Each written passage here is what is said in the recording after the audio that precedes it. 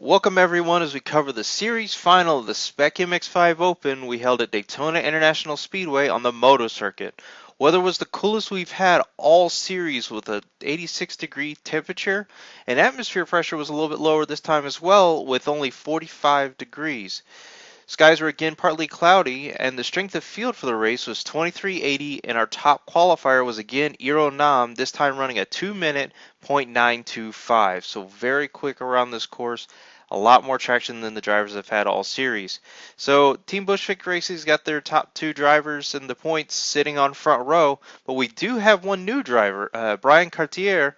Uh, Qualified fifth on the grid, so he'll be one to watch. And Craig Willams, who made it a little bit late to the race, is going to have to work his way up to the field as he did not get any optimal qualifying time. So as they get off, Daytona's a little tricky to get a start on because you are on the banking and the cars got sideways, as you can see. It's real easy to lose spots. And the 17, speaking of losing spots, he just gained a whole bunch as he's sitting in fourth spot as they go to turn one. Looks like Williams followed suit and is now moved up to fifth from eighth. So it'll be interesting to see if this good start improves their overall position as the race progresses, or it's just an early hope that ends terribly. As we go down the infield straightaway, we're watching Lettonal in the number 8 car, and he's right in the middle of the pack. So it'll be interesting to see. It looks like Cartier is looking for a spot on Lettonal, but we'll have to wait and see. It looks like Williams might be making a play up on Burbage here for the 4th spot, as he dives real hard into the second horseshoe. As they go through turn 7 and into turn 8, it looks like Williams might try to set something up here on the back straight. Lettonal's looking as well. This one spot coming up on the back straight, you will see cars take a variety of lines. I don't think there's a clear-cut fastest line through there, but you see drivers experimenting there quite often. So as we go through the bus stop, the battle for 4th heats up, and Williams goes to the inside and takes 4th place away from Burbage. We're not really surprised that this happened. Williams has been a strong contender, but Burbage is not letting him go as he goes back into the draft. Williams runs high as they exit the final turn, and Lettonal is riding in the draft of Burbage, so we'll see what happens. Oh, Lettonal down low, or 3 wide, and Lettonal takes it, jumps from 6th to 4th on the front straight as we start lap 2. Ooh, Williams having trouble. It looks like he got a little bit into Lettonal and left the inside wide open. It looks like Burbage is going to charge up, and he does. They're going to run 2 wide through the S's. Looks like Burbage is going to get the edge on him. They go into turn 3, and Williams dives hard to control that inside. Will he be able to hold off the 17? He does, and he takes back 4th spot. This battle is getting very intense. I'm sure Lettonal doesn't mind the 2 cars fighting behind him as he slowly works his way away from the action, which is probably the best thing to do, especially when you got a field of 5 cars all bunched up waiting to pounce on each other. As we go back into turn 6, the 17 dives a little bit on Williams, and Cartier is right there behind, so anything can really happen at this point. Everybody's just trying to hit their marks, get their paces, and try to get some ground. Oh, and trouble for Williams as he runs wide coming through turn 8 onto the back straight. That's going to be costly because that's one area you can lose a lot of time. Thankfully for him, though, there's a hill in that spot of grass that if you hit it can destroy your alignment on the MX-5 and pretty much end your race there. So lucky for him, he did not venture out far enough to find it, but it's definitely a hazard coming out turn 8.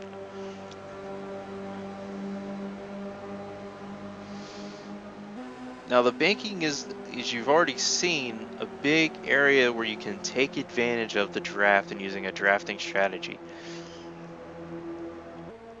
It's one of those things, it can help you and it can hurt you, so you just got to keep in mind where your opponents are, where you're at, and if the gains you can make are going to outdo the driver. Oh no!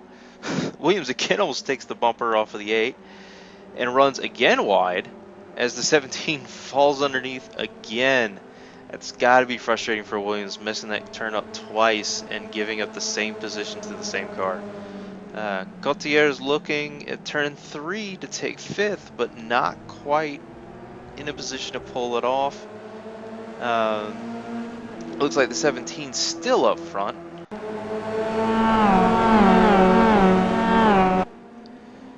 Williams looking to the inside in turn 4, but Burbage holds him off. Turn 5, Williams is hitting the grass and sideways. Cartier gets an easy pass and takes 5th place. Into turn 6, Cartier goes to the inside, but Burbage holds him off, but gets a little sideways on the exit. It's going to hurt him through turn 7 and 8. Let's see here, Cartier's behind, going through turn 8. Ooh, looked like the 17 got a little loose there. Probably scrubbed some speed off. And we've got Williams trying a high line out of 8, but not being beneficial. Cartier taking a look to the inside as we go through the bus stop. And he hits the 17. As the 17 overdoes it in turn 9 and messes up his exit for turn 10. And we are 3 wide. Williams waits for the clearance from his spotter before he rejoins in front of everyone. And the 17 and the 68 are sitting there running. 17 looking at the gap. Oh, too wide. Catches into the 68 car hard into the wall. Looks like the 68, driven by Mulder, is going to have a little bit of damage. But man, that 17 is bent up. What was a 4-car battle for 5th is now a 2-car battle for 5th as William and Cartier battle it out as they go to turn 4, and oh no, both of them missed their braking points into turn 1. Cartier is the least affected of the 2 cars, so he will get the easy pass to 5th position. And you see Trip Smith there just going along, and that's going to put him really good in points. He should be able to pass Burbage because Burbage is not going to be in a position to get more points. Moving up to our battle for 2nd here on lap 5. We've got Hallberg and Iannucci duking it out for 2nd place. It'd be interesting to see if Iannucci has learned anything from Hallberg running from last week's race at Watkins Glen, because I know he's got to have learned a lot running so close to the 87 car last race.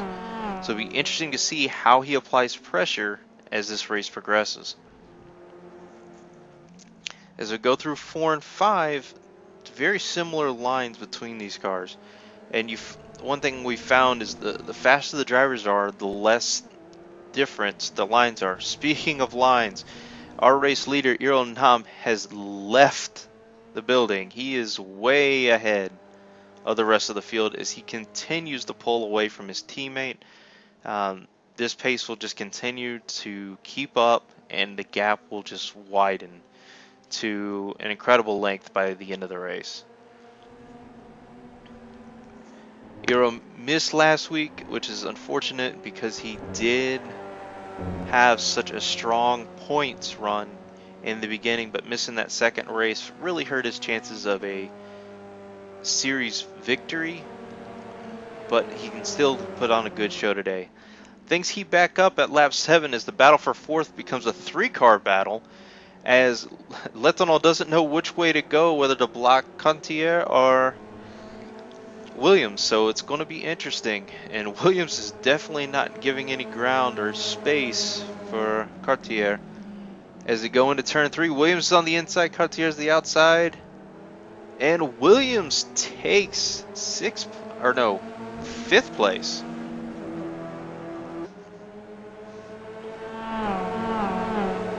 It's not until lap 8, things start shifting up again with turn 3. Williams is trying to block on the inside, and Letourneau runs wide. Cartier is looking for that spot. Is he going to be able to take 5th? No. He backs off and lets Letourneau take back 5th spot to set up a better pass, because Ford 5 is definitely not someone where you really want to run too wide. It's a very tight section of the track and is the tightest section of this particular layout. So sometimes giving up a little bit now is beneficial for later. Looks like Letourneau's not going to let go of Williams either, as he starts to chase back down the 360. Ooh, Williams is wide coming out of 8 again. That's going to give Letourneau time he needs and speed he needs to catch up and close that gap further. You see the battle for second in front there still continuing. And as we go through the bus stop, all very tight formation. It looks like Letourneau has the run on Williams, and he's going to take the outside line on the banking. We'll see how this works out. Now, interestingly enough, at Charlotte, the outside line was extremely disadvantaged. It was an extreme disadvantage compared to the inside line. Here at Daytona, it does not seem to be the case, as the two cars are just staying too wide throughout the entire corner.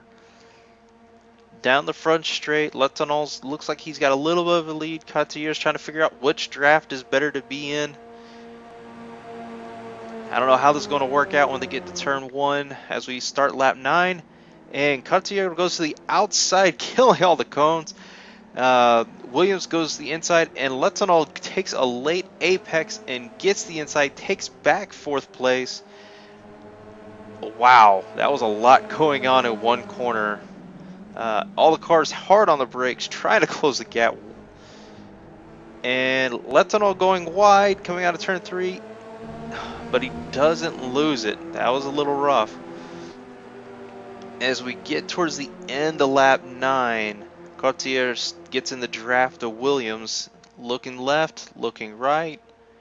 Which way is he going to go? He's going to hold off and wait. I guess he doesn't want to repeat of last lap's entry through turn 1. Williams is on the outside of Letourneau. Williams goes really wide at the entry, and Cartier tucks underneath. This is the 3rd time Williams has lost a position in turn 1 due to running just way too wide, missing that braking zone. And it's really an easy braking zone to miss, because you really have to remember when to get on the brakes. It's very deceiving. And the 8 car is loose. Letourneau spins it. Wow. You had Cartier had to go to the left, and Williams had to go to the right. Quick driving from both drivers.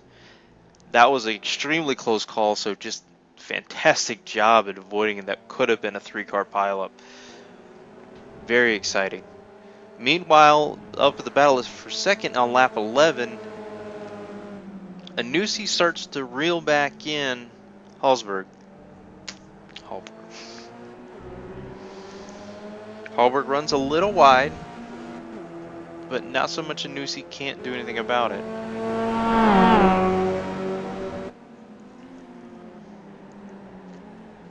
Iannucci's just been holding on to Hallberg the entire race. He's not really letting him get ahead, but at the same time, Iannucci's not at a point where he can make a move. Oh, and it looks like Iannucci's going to try something in turn 6. Late dive, but not enough, and he's on the grass. That's going to mess him up for turn 7, and that's going to put a huge gap between these two cars. It may not look huge, but time-wise, it's so hard. Oh, in lap 12, it looks like Hallberg went off. I wonder if Williams is passing it on to his teammates. But that allows Iannucci to close back up the gap from that earlier mistake. So what will he do now with a second chance to get second? He's been sniffing at it all race. Can he pull it off?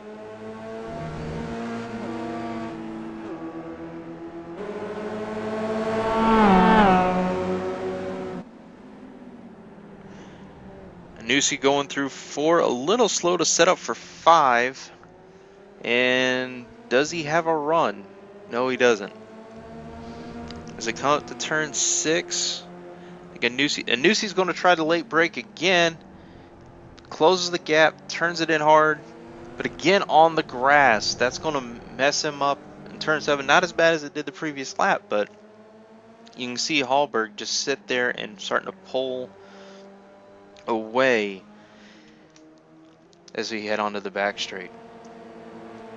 On lap 13, this battle for 4th continues to heat back up. We got Willams on the outside, Cartier on the inside, going through turn 1. The cars are too wide. Go through the S's. I'm not sure who's going to end out in front. They are dead even coming up to turn 3. Turn 3, Willams takes the inside. Cartier just keeps it behind. And it looks like Willams is going to hold off the lead for a little while. Come to lap 14, and the positions are reversed. This time we got Willams on the inside, Cartier on the outside. And Cartier is holding on the outside and running Willams hard and ends up taking... Oh, they're dead even again. Goes to the turn 3. And he does take back 4th position. Willams looking to the outside, but not enough.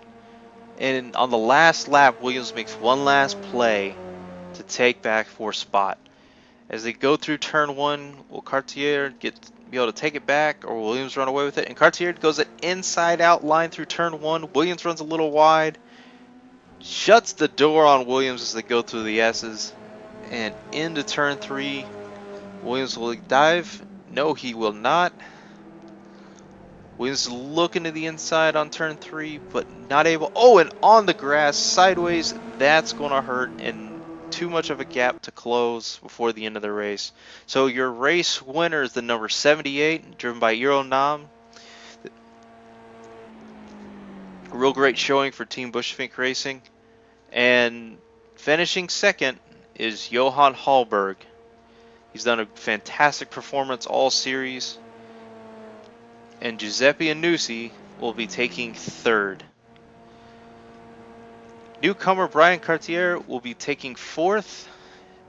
And despite a hard-fought battle, Willams will be finishing 5th. Letourneau, despite his strong start, ends up 6th. And Trip Smith, who've really run a very quiet race, finishes 7th, getting in the points he needs to improve his overall series win. So here we have the final finishing order in series points. Iannucci able to distance himself from Mulder for the series point standings. Trip Smith able to get enough points to put him ahead of Burbage, taking 5th overall in the series point standings. Iannucci's able to capture 3rd. And our winner for the Spec MX-5 Open Series Championship is Johan Hallberg. Congratulations on his first ever SocksOutRacing Championship win. So next week we'll have our Spec MX-5 Open Awards. And then keep tuned here and on our Facebook page for our 2015 Fall Series announcement that'll be coming out soon. So until next time,